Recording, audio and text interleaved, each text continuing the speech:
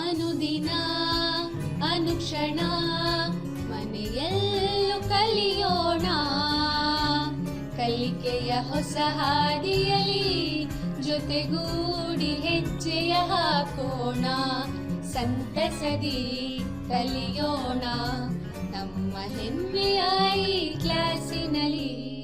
Yes, sir. Yes, teacher. Present, ma'am. अस्सलामुअलैकुम वरहमतुल्लाहि वबरकातुहू। मैं शीरीन गरग मौलिमा GULPS मुल्लांगली कमलापुर तालुका हॉस्पेट डिस्ट्रिक्ट बल्लारी से आप तमाम चहरुम जमात के तलबा और तालिबात का अपनी इस माहौलियाती मुतालिए की ई क्लास में खैर मुकद्दम करती हूँ। उम्मीद के आप तमाम खैरियत से होंगे। तो चलिए जल्दी से आगे बढ़ते हैं। तो देखिए यहाँ पे आप चहरुम जमात के तलबा अपनी माहौलियाती मुतालिए की किताब निकाल लीजिएगा और उसमें जो सबक है 23वां सबक लिबास की किस्में, उसका हिस्सा सुवम का आज हम क्या करेंगे, मुतालिया करेंगे। यानी कि माहौलियाती मुतालिए की चहरुम जमात की माहौलियाती मुतालिए का 23वां सबक लिबास की किस्में। पिछले अपने क्लास में हमने क्या किया था, हिस्सा दुवम पढ़ा था। उसके पहले की क्लास में हमने हिस्सा अव्वल का मुतालिया किया था। तो आज हम क्या करेंगे, लिबास की किस्में हिस्सा सुवम का क्या करेंगे, मालूमात हासिल करेंगे। तो चलिए जल्दी से क्या करते हैं, उन अनुकात का इयादा करते हैं जिनको हमने पिछली अपनी क्लास में मालूमात हासिल की थी। तो जल्दी से इयादे की तरफ आगे बढ़ेंगे हम। तो यहाँ पे देखिए इयादा है आपके सामने।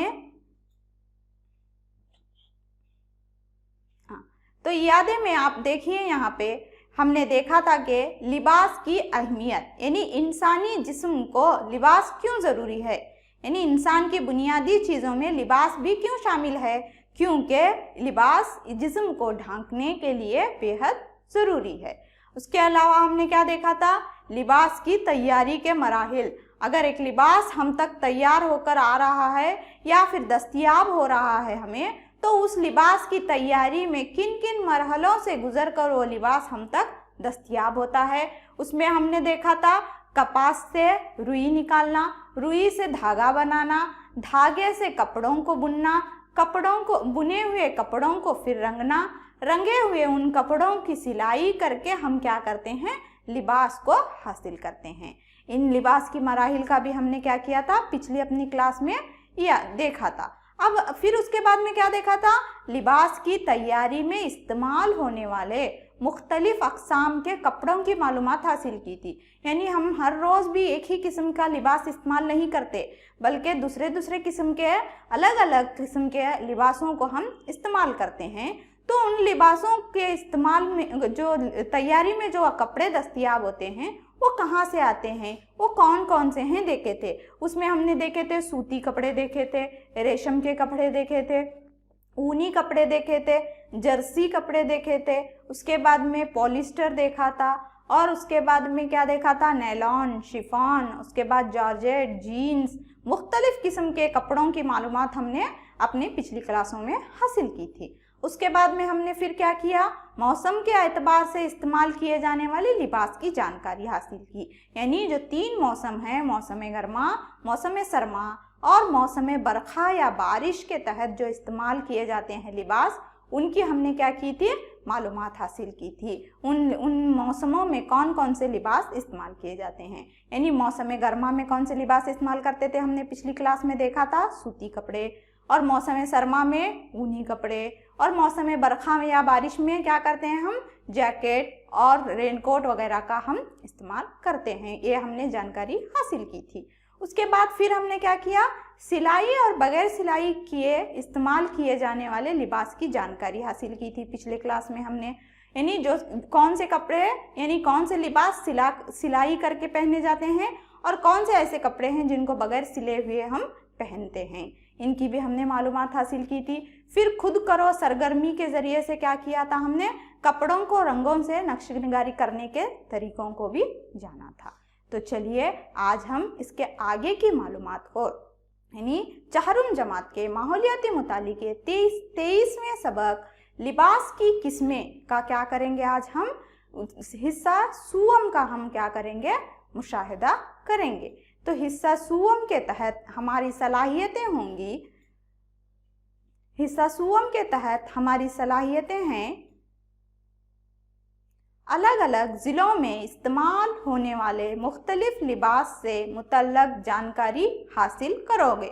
तो आज हमारी पहली सलाहियत क्या है, अलग अलग ज़िलों में इस्तेमाल होने वाले मुख्तलिफ लिबास से मुतल्लक जानकारी हासिल करोगे।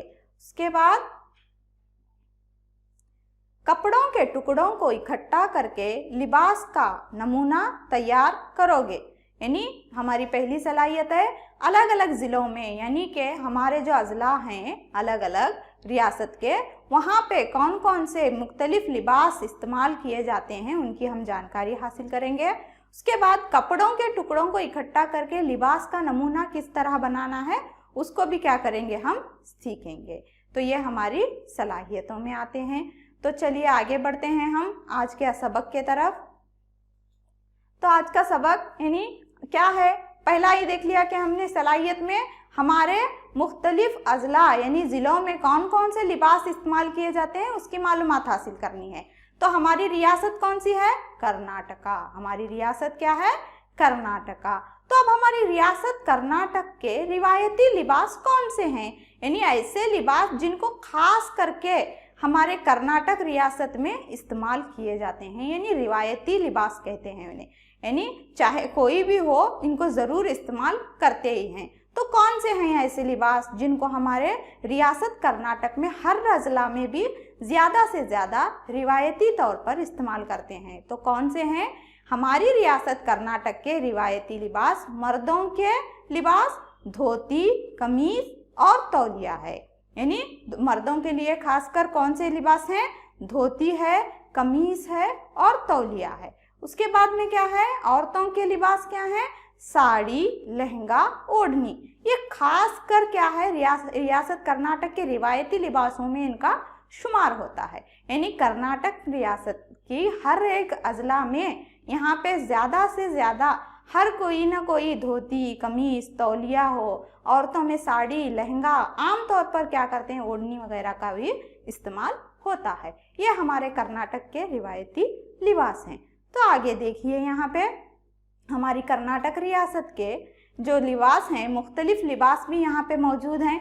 हमने देखा कि मर्दों के लिए धोती और कमीज था, यहाँ पे तस्वीर में आपको नज़र आ रही है, और औरतों के लिए साड़ी था, वो भी आपको नज़र आ रहा है। यहाँ पे बच्चे भी क्या करते हैं, कभी कभी अपने जो घरों में दावत वगैरह होती है उस टाइम पर क्या करते हैं, धोती वगैरह का इस्तेमाल करते हैं। फिर यहाँ पे देखिए साड़ी, यहाँ पे जो कर्नाटक रियासत की जो एक अजला, हर एक ज़िले में क्या हो जाता है, साड़ी को हमेशा इस्तेमाल किया जाता है। तो यहाँ पे और देखिए लहंगा और ओढ़नी का जिक्र किया गया था, वो भी आपके सामने तस्वीर सामने आ गई है। और यहाँ पे देखिए बच्चों से लेकर बड़ों तक भी क्या करते हैं, लहंगा वगैरह का इस्तेमाल करते हैं। और उसके बाद में धोती और कुर्ता, ये हमेशा हर एक यहाँ पे कर्नाटक रियासत के हर अजला में मर्दों के खास कर क्या हैं, ये लिबास जाने जाते हैं। तो देख लिया आपने लिबास में इसके इलाके के एतबार से भी लिबास में तब्दीली होती रहती है।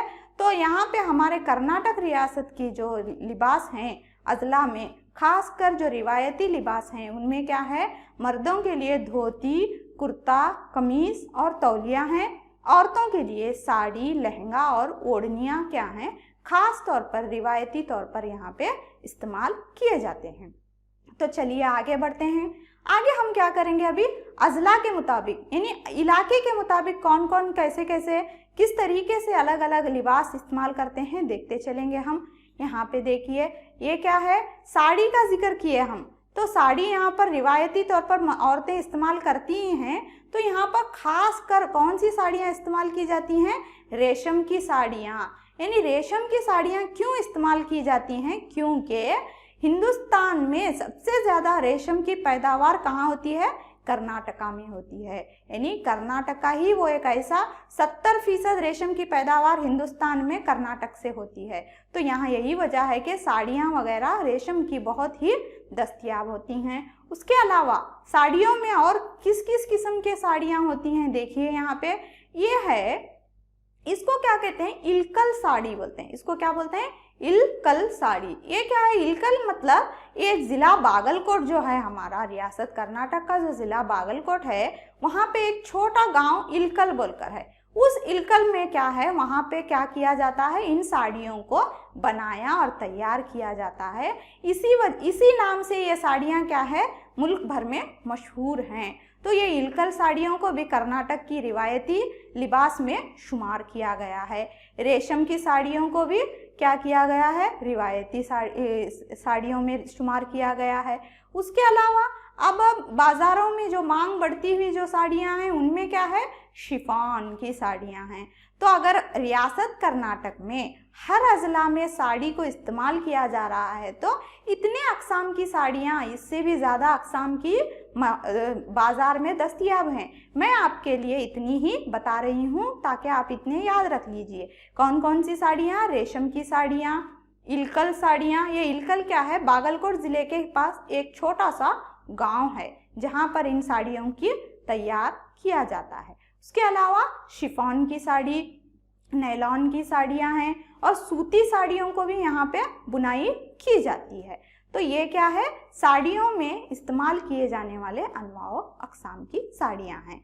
तो ये रिवायती लिबास में शुमार की गई हैं रियासत कर्नाटक के मुख्तलिफ अज़ला में।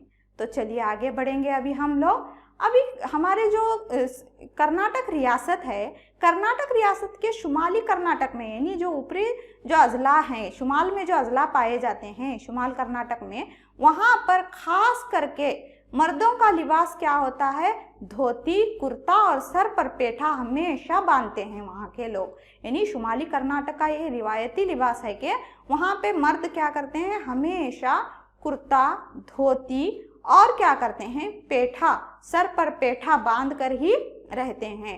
ये पेठे अलग अलग रंग के होते हैं, कोई लाल रंग का बांधता है, कोई सुनहरी रंग के बांधते हैं, कोई अपने अपने मुताबिक से क्या करते हैं, अलग अलग रंग के पेठे का इस्तेमाल करते हैं। उसके अलावा और कुर्ता और धोती हमेशा भी सफ़ेद रंग में ही इस्तेमाल करते हैं। ये शुमाली कर्नाटक का क्या है, रिवायती लिबास है मर्दों के लिए। औरतें हमेशा शुमाली कर्नाटक की ज़्यादा से ज़्यादा क्या करती हैं, साड़ियों का इस्तेमाल करती हैं। किन किन साड़ियों का इस्तेमाल करती हैं, हमने पिछले अपने स्क्रीन पे देख लिया था।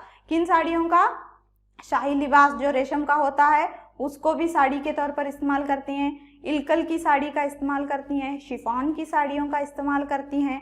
तो शुमाली कर्नाटक में मर्द हजरात क्या करते हैं, धोती, कमीज और पेठा और तौलिया का इस्तेमाल करते हैं, और उसके बरक्स औरतें क्या करती हैं, साड़ियों वगैरह का इस्तेमाल करती हैं। ये हमारे शुमाली कर्नाटक का रिवायती लिबास है। अब आगे बढ़िए, देखेंगे।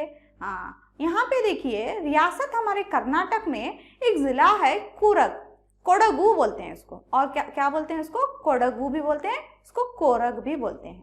कोरग के मुकाम पर एक ऐसे भी, ये देखिए यहाँ पे कोरग के मुकाम पर ये एक ऐसा यहाँ पे लिबास पहना जाता है जो बिल्कुल ही मुख्तलिफ होता है।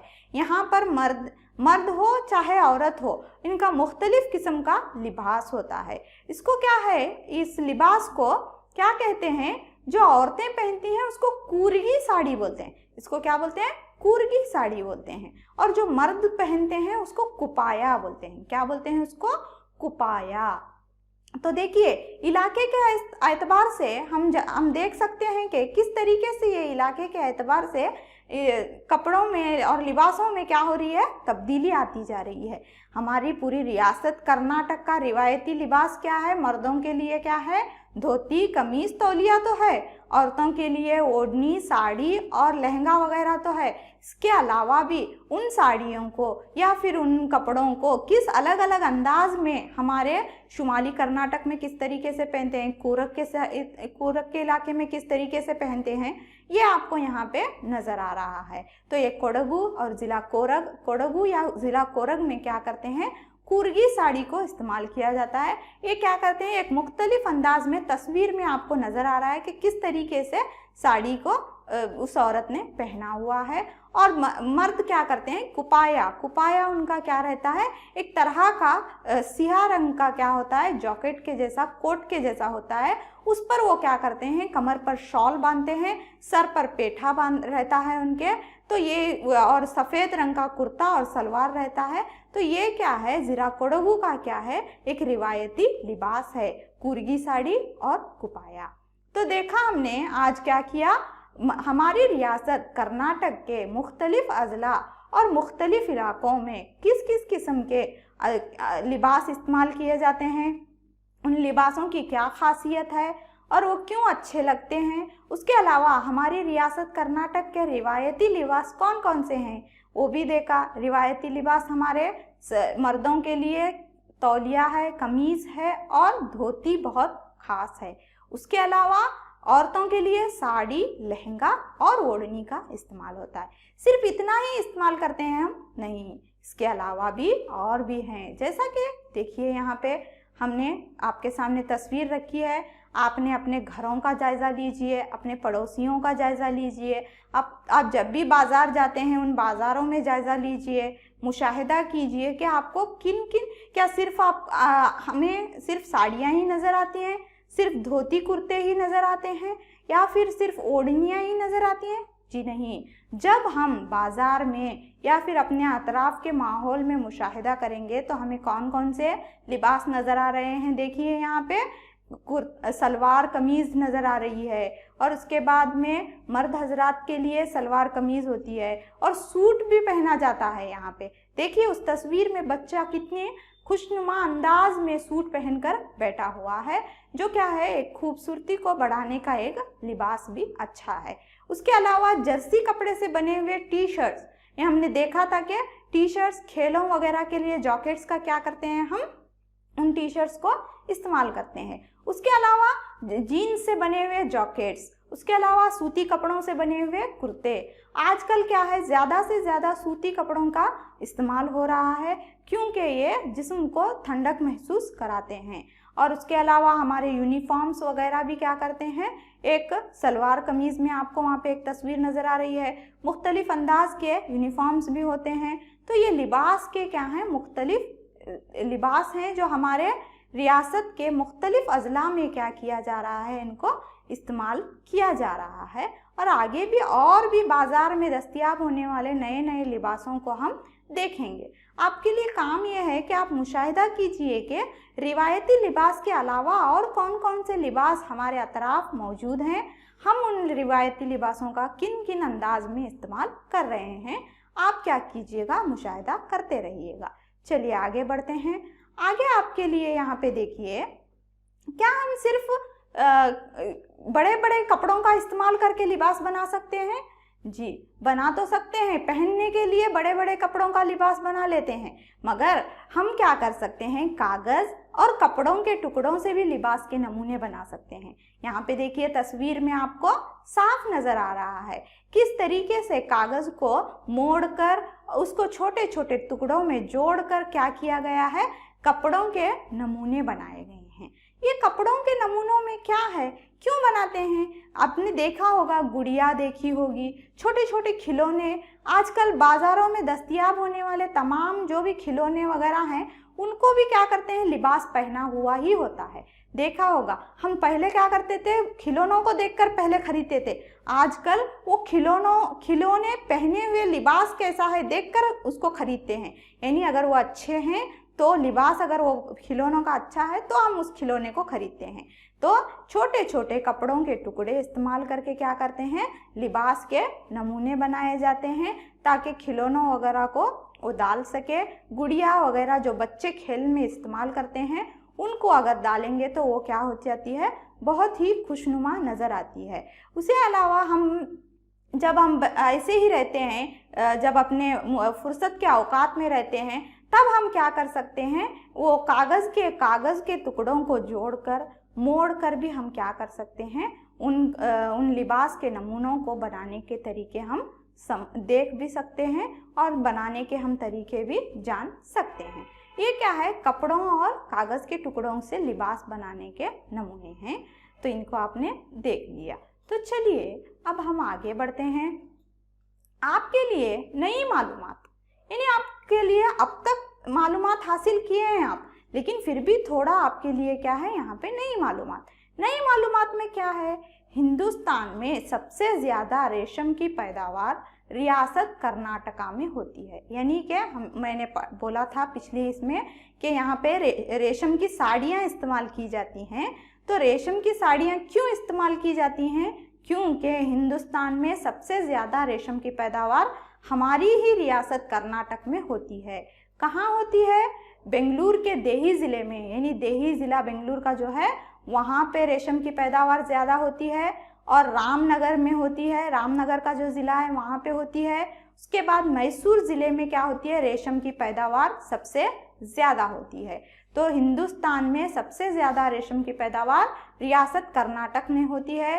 बेंगलुरु के देही ज़िले में, रामनगर में, मैसूर ज़िले में रेशम की पैदावार सबसे ज़्यादा होती है। मैसूर सिल्क बोलकर ही क्या है, रेशम को बहुत ही मशहूर किया गया है। ये रेशम क्या है बोलकर भी मैंने बोला था कि एक कीड़े के जिस्म से निकलने वाले लॉग से क्या किया जाता है, रेशम को तैयार करके उसको रेशम के कपड़ों में तब्दील किया जाता है। रेशम एक क्या है, शाही लिबास के तौर पर इस्तेमाल किया जाता है। इसके अलावा हमारे कर्नाटका में कर्नाटका रियासत में क्या किया जाता है, इसको रिवायती लिबास के तौर पर साड़ियाँ वगैरह में भी इसको इस्तेमाल करते हैं। इसके अलावा हमने और एक बार भी देखा था कि साड़ियों में इलकल की साड़ी इस्तेमाल की जाती है। वो इलकल की साड़ी क्या है, वो बागलकोट ज़िले के इलकल नामी गांव में तैयार होने वाली क्या है, वो साड़ियाँ ही हैं जिन्हें इलकल साड़ियों के नाम से दुनिया भर में मशहूर हैं। तो ये हमारे लिए नई मालूमात है कि देखिए हमारे रियासत कर्नाटक का कितना मशहूर नाम है कि वहाँ पे रेशम की पैदावार ज़्यादा हो रही है।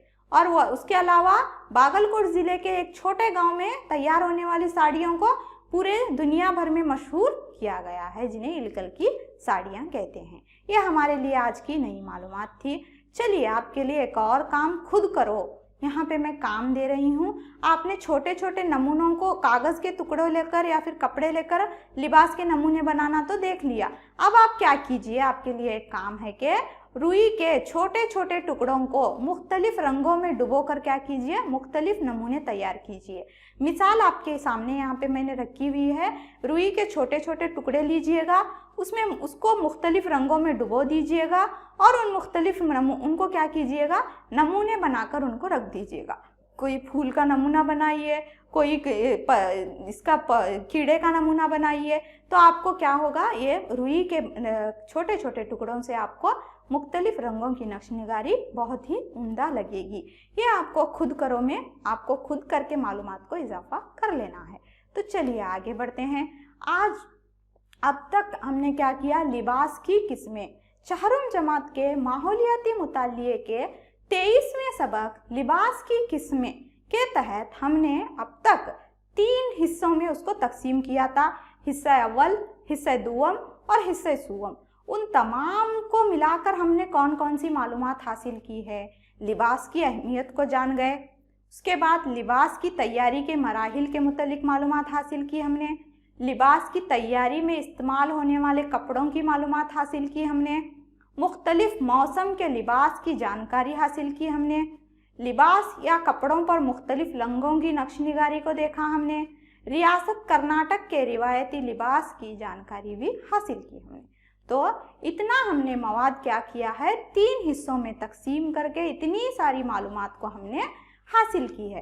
कौन कौन सी है, लिबास की अहमियत को जान गए, लिबास की तैयारी के मराहिल के मुतल्लिक मालूमात हासिल की, लिबास की तैयारी में इस्तेमाल होने वाले कपड़ों की मालूमात हासिल की, मुख्तलिफ मौसम के लिबास की जानकारी हासिल की, लिबास या कपड़ों पर मुख्तलिफ रंगों की नक्शनिगारी को देखा, रियासत कर्नाटक के रिवायती लिबास की जानकारी हासिल की।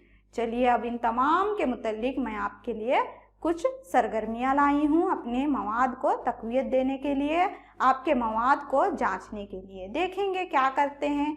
आपके लिए यहाँ पे सरगर्मी है जोड़ लगाओ। आपको एक तरफ क्या किया गया है, यहाँ पे अजला के नाम दिए गए हैं कर्नाटक रियासत के, एक तरफ वहाँ के रिवायती जो लिबास हैं उनकी तस्वीर दी गई हैं। आप देख लीजिएगा। अब आपको इनका सही जोड़ लगाना है, यानी कौन से ज़िले में कौन सा लिबास इस्तेमाल किया जाता है। तो देखेंगे कौन जोड़ लगाएंगे। चलिए, पहला है कोरग। कोरग में यानी कोडगु कोरग, कोरग में क्या इस्तेमाल किया जाता है, जो कुपाया और कोरगी साड़ी का जो लिबास है वो इस्तेमाल किया जाता है। और उसके बाद में बागलकोट, बागलकोट में इल्कल साड़ी का इस्तेमाल किया जाता है। फिर उसके बाद बीजापुर के जो शुमाली कर्नाटक में जो बीजापुर है वहाँ पे क्या किया जाता है, मर्द हजरात धोती कुर्ता और पेठे का इस्तेमाल करते हैं। तो ये हो गया आपकी जोड़ लगाओ की सरगर्मी। अब आगे चलते हैं खाली जगह की तरफ। खाली जगह में है, हमारी रियासत कर्नाटक में औरतों का रिवायती लिबास डैश है। हिंदुस्तान में रेशम की पैदावार में डैश मशहूर है। ज़िला बागलकोट के डैश नामी गांव में साड़ियां तैयार की जाती हैं। कूर्गी साड़ी डैश ज़िले का रिवायती लिबास है। पांचवा है, कर्नाटक के आम तौर पर मर्द धोती कमीज और डैश का इस्तेमाल करते हैं। अब आपको जवाबात से पुर करना है। देखेंगे किसने जवाबात देंगे। अब चलिए आगे जवाबात की तरफ बढ़ते हैं। पहला आपने दिया यहाँ पे, रियासत कर्नाटक में औरतों का रिवायती लिबास साड़ी है, बिल्कुल सही जवाब है। हिंदुस्तान में रेशम की पैदावार में कर्नाटक मशहूर है। बहुत खूब, बहुत अच्छे तरीके से खाली जगह को पूरा किया आपने। ये तीसरा है, जिला बागलकोट के इल्कल नामी गांव में साड़ियां तैयार की जाती हैं, उसको इल्कल साड़ी ही कहते हैं। तो आपने मुनासिब जवाब को वहां पे दिया है। तो यहाँ पे चौथा है, कुर्गी साड़ी कोरग जिले का रिवायती लिबास है। और पांचवा है, कर्नाटक में आमतौर पर मर्द धोती कमीज और तौलिए का इस्तेमाल करते हैं। तो ये रिवायती हमारा लिबास है कर्नाटक का, तो वो ही इस्तेमाल करते हैं। तो आपने क्या किया, खाली जगह को मुनासिब अल्फाज से पुर करके अपने जवाबात को पेश किए। इसके लिए आपके लिए मुबारकबाद। चलिए आगे बढ़ते हैं। आपके सामने है घर पर काम। घर पर काम आप तहरीर कर लीजिएगा और इसको करके आप क्या करेंगे, अपने असातिज़ा से इसकी इस्लाह भी करवा लीजिएगा। सवाल आपके सामने है कि घर पर काम में सवाल है, तुम्हारे गांव के लोग किस तरह का लिबास पहनते हैं, मुशाहिदा करो और लिबास के नाम लिखो। यानी अपने अतराफ व अकनाफ के माहौल में गांव में मुशाहिदा करके क्या कीजिएगा, लिबास वहाँ के लोग, अपने गांव के लोग कौन कौन सा लिबास पहनते हैं। यानी अब तक हमने जितने लिबास देखे हैं क्या उन्हीं लिबास को पहनते हैं या इसके अलावा आपके इलाकाई तौर पर कौन से अलग से लिबास पहने जाते हैं, उनका मुशाहिदा करके आप उन लिबासों के नाम क्या करो, लिख लीजिएगा और अपने असातिज़ा को उसकी जांच के लिए बता दीजिए, वो आपकी इस्लाह कर देंगे। और उसके अलावा आप चलिए, आप यहाँ पे क्या करते हैं हम, और एक घर पर काम आपके सामने पेश करती हूँ मैं। ये घर पर काम क्या है, आपकी किताब में भी मौजूद है, आप वहाँ पर भी देख लीजिएगा। आपकी मशकी किताब, माहौलियाती किताब में ये सरगर्मी मौजूद है। आप वहाँ पे इसको जगह भी मख्तस की गई है। आप क्या कीजिए, घर पर काम देखिए, अलग अलग तरह के धागों से तैयार होने वाले कपड़ों के टुकड़ों को इकट्ठा करके नाम लिखना है।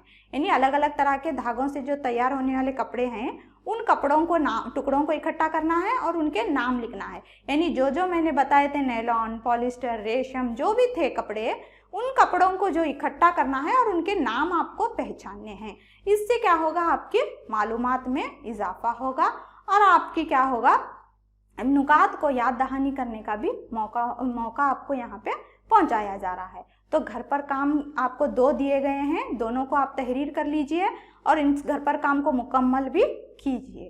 तो चलिए बच्चों, आज की हमारी क्लास को यहीं ख़त्म करते हैं। और अब तक हमने सबक लिबास की किस्में के 3 हिस्सों का मुतालिया किया। 3 हिस्सों के तहत बहुत सारी मालूमात को हासिल की। इंशाअल्लाह अगली क्लास में मज़ीद मालूमात हासिल करेंगे। और तब तक अपनी सेहत का ख्याल रखिए, साफ रहिए, सेहतमंद रहिए। अल्लाह हाफिज़। ಅನುದಿನ ಅನುಕ್ಷಣ ಮನೆಯಲ್ಲೂ ಕಲಿಯೋಣ, ಕಲಿಕೆಯ ಹೊಸ ಹಾದಿಯಲಿ ಜೊತೆಗೂಡಿ ಹೆಜ್ಜೆಯ ಹಾಕೋಣ, ಸಂತಸದಿ ಕಲಿಯೋಣ ನಮ್ಮ ಹೆಮ್ಮೆಯ ಈ ಕ್ಲಾಸಿನಲ್ಲಿ। sir. Yes, teacher. Present, ma'am.